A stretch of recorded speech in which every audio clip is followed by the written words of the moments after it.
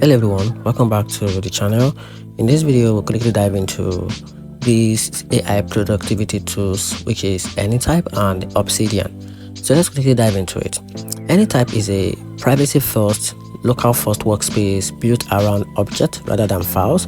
So you can link notes, task, contact and more in a structured way.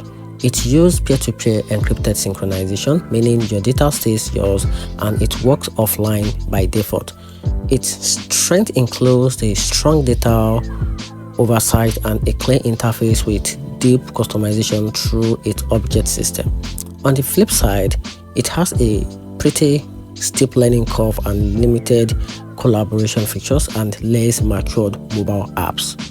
Talking about Obsidian on the other hand, meanwhile is powered by Markdown file store on your device, and it's super flexible thanks to its massive plugin ecosystem and graph view. It's fast, portable, and it's ideal if you want a private second brain with deeply interlinked nodes. But if you want built-in synchronization across devices, you will likely need to pay for Obsidian Sync or rely on third-party tools, and the UI can feel basic compared to more modern block-based app.